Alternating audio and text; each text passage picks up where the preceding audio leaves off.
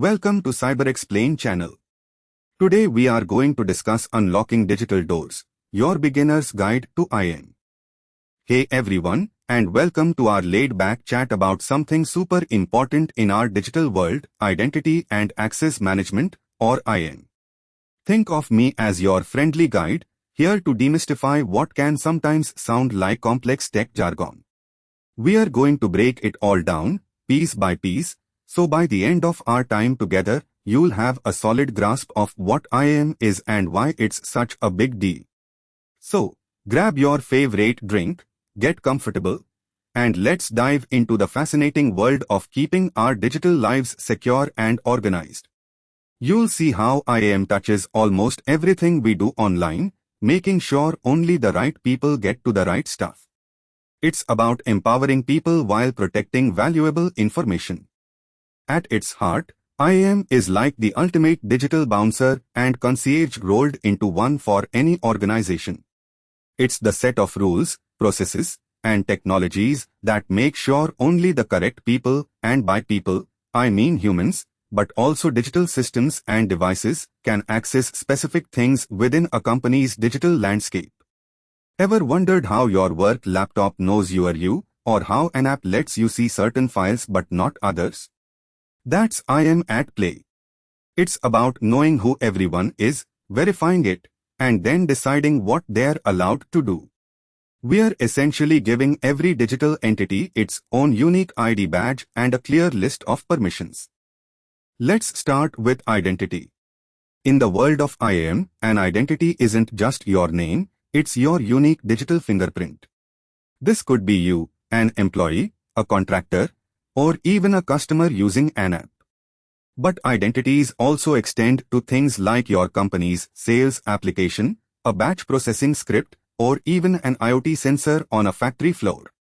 Each of these needs a distinct identity so systems can recognize and interact with them appropriately. Without a clear identity, how would anyone know who or what is trying to get in? It's the foundation for everything else we do in IAM. Now, let's talk about access. Once an identity is confirmed, access defines what that identity is allowed to do or see. It's not just about getting in, it's about what you can do once you are inside.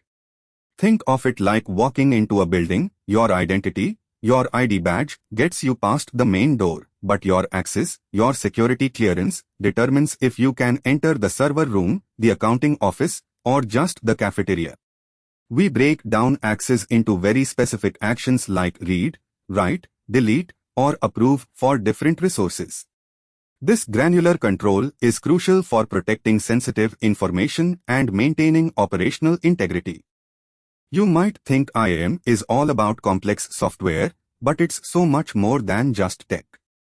It's a holistic discipline that involves people and processes just as much as technology. Without clear policies, trained staff, and well-defined workflows, even the most advanced IAM software won't be effective. Think about it, someone has to decide who gets what access, someone has to approve those requests, and someone has to monitor for unusual activity. This human element and the structured processes are the glue that holds everything together, ensuring technology is used smartly and securely. It's about building a culture of security, not just installing a tool. Let's imagine a fast-growing tech startup called TechNova. In their early days, everyone knew each other, so access was pretty informal. New hires got accounts created by IT, often just by copying what a coworker had, and passwords were, well, let's just say creativity was encouraged. They had a handful of cloud apps, some internal systems, and a small team. Everything felt cozy and fast-paced, which worked for a while. No one really thought much about who had access to what, beyond the basic needs. This move fast and break things mentality worked for product development, but less so for security. As TechNova grew, the informal approach became a nightmare. They hired dozens of new employees, contractors, and interns, and started using many more cloud services. Suddenly, people had too many passwords to remember, or worse, they were reusing simple ones everywhere. When someone left, IT often forgot to remove access to all systems, leaving digital ghost accounts lingering. Departments couldn't share information efficiently because access was inconsistent, and IT was swamped with manual password resets and access requests. This unmanaged environment created a growing sense of anxiety and inefficiency. It was like a digital house party that got way out of hand. The aha moment hit TechNova when their CEO read about a competitor experiencing a data breach due to an ex-employee's lingering access. They realized their own luck might run out soon. A critical discussion began. They needed a structured way to manage identities and access. They understood that securing their intellectual property and customer data was paramount for their survival and reputation. This wasn't just an IT problem, it was a business imperative that required a strategic shift. They needed to move from reactive firefighting to proactive, organized security. One of the biggest reasons organizations adopt IAM is to mitigate security risks. Without proper controls, unauthorized users, whether they're external hackers or disgruntled insiders, can gain access to sensitive data or systems. This could lead to data breaches, intellectual property theft, or operational disruption. IAM helps us put safeguards in place, acting as a gatekeeper to prevent these costly and reputation-damaging incidents. It's about systematically reducing vulnerabilities that attackers could exploit. We are building stronger defenses against an ever-evolving threat landscape. The insider threat is a classic risk IAM helps address. This isn't always a malicious employee, sometimes it's accidental, like someone clicking a phishing link. But it can also be intentional, where someone misuses their legitimate access. For instance, a systems administrator might have excessive privileges they don't need for their daily tasks, creating a huge potential attack surface if their account is compromised. IAM helps to ensure that even legitimate users only have the bare minimum access required for their job. This significantly limits the damage an insider or an attacker impersonating one could do. Another major driver for IAM adoption is regulatory compliance. Businesses operate under a growing web of laws and regulations, like GDPR for privacy or HIPAA for healthcare data, that mandate strict controls over who can access what information. Failing to comply can result in massive fines, legal battles, and severe damage to a company's reputation. IAM provides the tools and processes to demonstrate that you are, in fact, controlling access effectively and can prove it to auditors. It's about showing that you are a responsible steward of data. We need to build systems that inherently support these legal requirements. Let's think about something like the General Data Protection Regulation, GDPR. GDPR mandates how organizations handle personally identifiable information, PII, of EU citizens. This means you must know exactly who has access to customer names, addresses, and purchase history, and be able to quickly revoke that access if needed. Without a robust IAM system, proving compliance with these right to be forgotten or access request clauses can be a monumental, if not impossible, task. IAM provides the audit trails and control mechanisms necessary to meet such stringent requirements, protecting both the individual's rights and the company's bottom line. It's a legal and ethical obligation. Beyond security and compliance, IAM significantly boosts operational efficiency. Imagine IT staff manually setting up accounts and permissions for every new hire across dozens of systems, or individually resetting passwords daily. That's a huge time sink. IAM automates many of these mundane, repetitive tasks, freeing up IT to focus on more strategic initiatives. It also improves user experience by streamlining access to applications, reducing password fatigue, and enabling self-service options. Happier users and a more productive IT team mean a more efficient business overall. Automation is a superpower here. Think about onboarding a new employee without IAM. HR sends an email, IT manually creates accounts for email, CRM, HR system, shared drives, and a dozen other apps. This can take days, delaying productivity. Now, imagine someone leaves the company. IT needs to ensure all their access is revoked immediately across all systems to prevent data theft or lingering vulnerabilities. This manual process is error-prone and time-consuming. With IAM, these processes can be largely automated, ensuring new hires are productive on day one and former employees' access is instantly cut off. It's a dramatic shift from chaos to control. It's important to understand that implementing IAM isn't a one-and-done project, it's a continuous journey, evolving with your organization's needs and the threat landscape. Think of it like maintaining your health. It requires ongoing effort, regular checkups, and adjustments as circumstances change. As your company grows, adds new applications, or faces new regulations, your IAM program will need to adapt. We are always refining processes, adopting new technologies, and educating users. This continuous improvement mindset is key to staying secure and efficient in the long run. It's an agile approach to security. Every identity within an organization goes through a life cycle, from creation to eventual deactivation. This life cycle has several distinct phases, and managing each phase effectively is what IAM is all about. Think of it as a person's journey within a company, from their first day to their last, and everything in between. We track their roles, their permissions, and ensure they have exactly what they need, when they need it, and nothing more.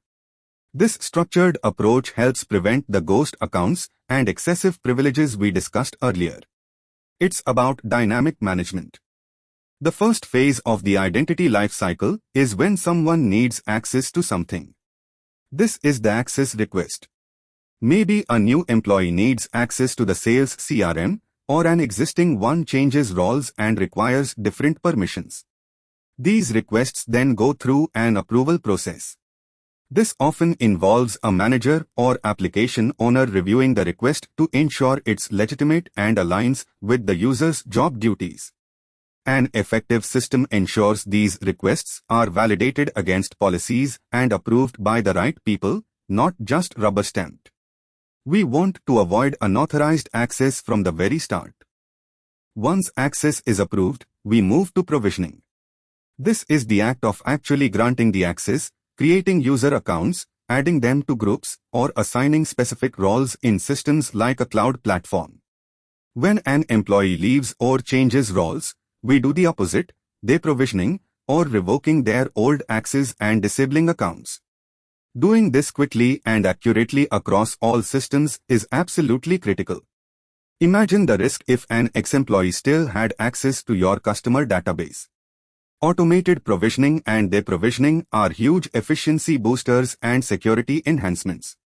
It's about activating and deactivating digital keys. Let's look at a quick example of provisioning in a real cloud environment like AWS. When a new developer joins, we might use a script or an IAM solution to automatically create an AWS IAM user, assign them to a developers group, and attach a policy that grants them access to specific development resources. This simple JSO policy snippet illustrates how we define what actions an identity is allowed to perform on certain resources. It's not just clicking buttons, it's defining precise rules that the cloud platform enforces. This automation saves tremendous time and reduces human error. After provisioning, we have access enforcement. This is where the rubber meets the road. It's the technical mechanisms that actually make sure the approved access policies are being followed every single time. When you try to log into an application or access a file, the system checks your identity and your assigned permissions, then either grants or denies your request. This happens constantly, often without you even realizing it. It's the constant, diligent guard making sure no one slips through the cracks or tries to do something they're not allowed to. This is where authentication and authorization play their roles. Finally, we have auditing and reporting.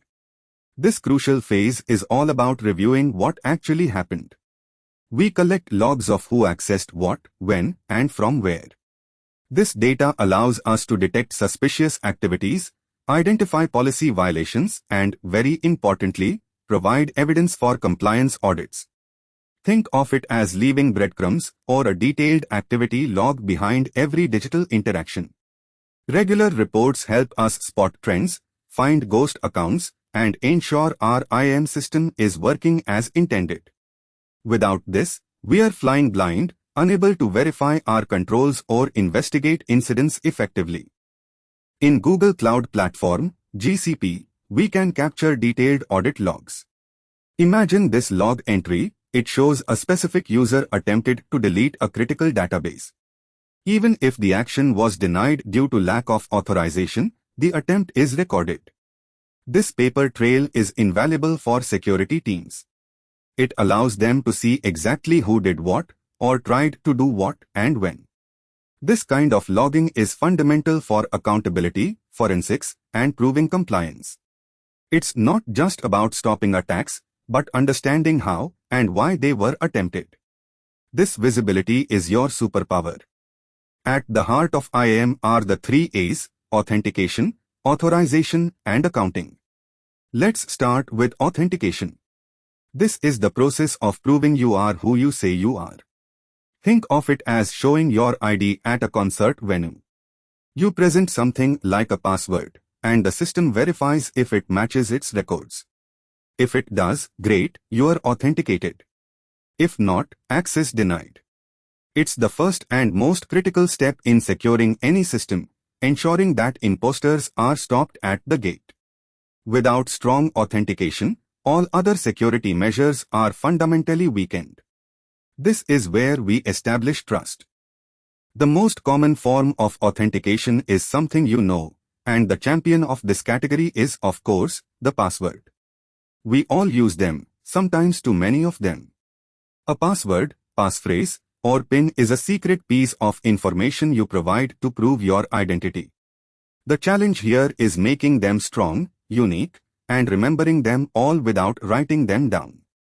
Bad passwords are a huge security weakness, making it easy for attackers to guess or crack their way in.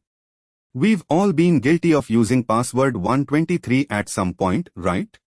But in a business context, this is a major no-no. Next up is something you have. This adds a powerful layer of security, often seen with multi-factor authentication, MFA. This could be your smartphone receiving a text code, a special hardware key, like a YubiKey, or an authenticator app generating a one-time code. Even if an attacker somehow gets your password, they'd also need to steal your physical device or gain access to your phone to complete the login. This dramatically increases security and makes it much harder for unauthorized access. We combine this with something you know for much stronger protection.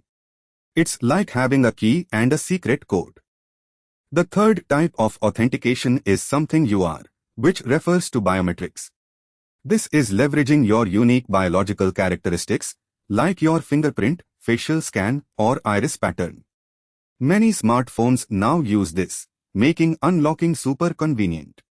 In an enterprise setting, biometrics can offer very high assurance for sensitive systems. However, it also comes with unique challenges, as biometric data, once compromised, can't be changed like a password. Careful consideration is needed for how this data is stored and protected. It's your unique physical signature. Once you are authenticated, the system knows who you are. We move to authorization. This is where the system decides what you are actually allowed to do or access. It's the moment the bouncer, having verified your ID, looks at your ticket and tells you if you can enter the VIP section or just the general admission area. This is governed by policies and rules, often based on your role, department, or specific job function. Authorization ensures that even if you are a legitimate user, you can't just access anything you want.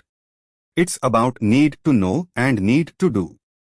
A very common way to manage authorization in organizations is through role-based access control, or RBAC.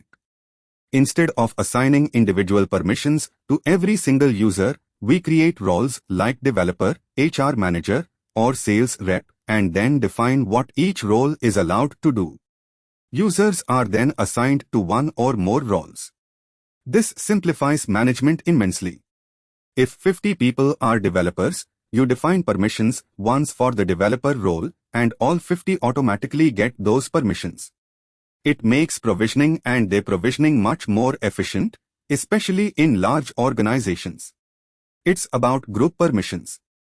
In Microsoft Entra ID, formerly Azure Active Directory, which many companies use for identity management, RBAC is fundamental. We can assign specific roles like user administrator or global reader that come with predefined permissions. Here's a simplified view of how an Entra ID role assignment might look. It clearly links a specific user to a particular role, which then dictates their capabilities within the directory. This ensures consistency and simplifies management, preventing individual, ad hoc permission grants that can lead to chaos. It brings structure to access control. A core principle guiding authorization is the principle of least privilege. This means that every user, application, or device should only be granted the absolute minimum level of access necessary to perform its specific job function and nothing more. Why is this so important? Because if an account is compromised, the attacker can only do as much damage as that account's limited privileges allow. It's a defensive strategy to contain potential breaches. We are always asking, does this identity asterisk really asterisk need this permission? It's about being stingy with access, but in a good way. The final A is accounting. This isn't about money, it's about keeping a detailed record of what an authenticated and authorized user actually did within a system. Every action, every access, every change, it's all logged. Think of it like a security guard's logbook, noting who entered which room and when. These logs are vital for several reasons. They enable security investigations after an incident, provide data for compliance audits, and help us understand normal user behavior to spot anomalies. Without accounting, we wouldn't have that crucial paper trail for accountability. It's your digital evidence. Logging is the backbone of accountability in IAM. Imagine trying to figure out how a data breach occurred if you don't have records of who accessed what files or when. It would be impossible. Comprehensive logging allows us to reconstruct events, identify the source of an issue, and understand the impact. It also acts as a deterrent, knowing that every action is recorded can discourage malicious behavior. Proper log management, including secure storage and regular review, turns raw data into actionable security intelligence. Logs are the story of your system's interactions. So, when you put authentication, authorization, and accounting together, you get the complete picture of how IAM secures your digital environment. First, we confirm who you are, authentication.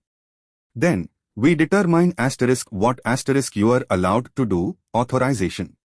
Finally, we record what you actually did, accounting. This robust framework ensures that identities are managed throughout their entire life cycle, from onboarding to offboarding, with security, compliance, and efficiency in mind. It's the full circle of digital trust and control, protecting both the individual and the organization. It's a seamless and integrated system. Let's revisit TechNova and the consequences of their initial poor IAM. Without a proper system, they faced reduced user productivity because of access delays and poor user experience from password fatigue. Limited information sharing happened due to inconsistent permissions, and IT overhead skyrocketed with manual tasks. Most critically, their security was severely reduced, leaving them vulnerable to breaches. These aren't just minor inconveniences, they directly impact a company's bottom line, reputation, and even its ability to innovate. It's a clear case of pay now or pay much, much more later. For TechNova and any organization, a critical first step for good IAM is establishing strong governance and a clear strategy. This means defining who owns IAM, what policies will be in place, and how decisions about access will be made. It's not just an IT project, it needs buy-in from leadership across the business. A strategic plan ensures that IAM initiatives align with business goals and address real risks, rather than just being a disconnected collection of tools. Without this North Star, IAM efforts can quickly go off course. We need a roadmap, not just a bunch of gadgets. Two important concepts in modern IAM are defense in depth and zero trust.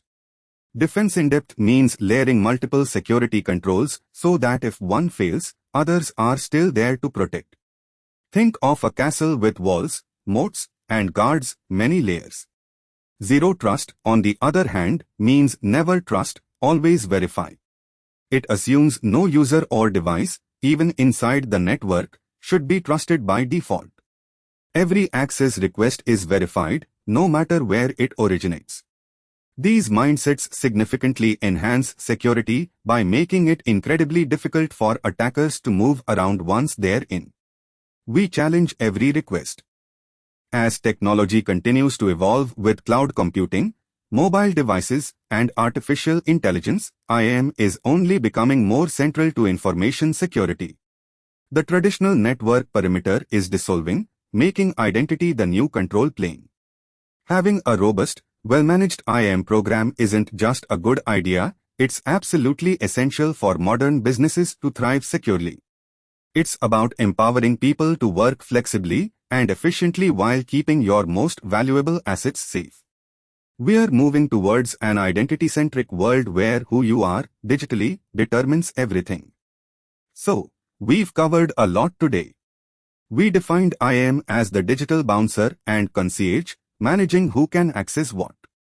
We explored the identity of users, apps, and devices, and the access permissions they hold. We saw how IAM isn't just tech, but also about people and processes, and how it drives risk reduction, compliance, and efficiency. We walked through TechNova's journey and understood the continuous life cycle of identity from request to audit. Remember the 3 A's: authentication, authorization, and accounting, forming the core of all identity management. This is your foundation for understanding IAM. Now that you have this foundational understanding, I encourage you to start looking at your own digital interactions through an IAM lens. Think about the passwords you use, the permissions your apps ask for, and how different services verify your identity. This field is constantly growing and offers so many exciting opportunities to make a real impact on security and efficiency. If you are curious, dive a little deeper into topics like MFA or RBAC. There's a whole world of learning out there. Keep asking questions, keep being curious, and keep those digital doors securely locked. I'm excited to see where your IAM journey takes you. Thanks for watching. Subscribe to the CyberXplain channel. See you on the next video.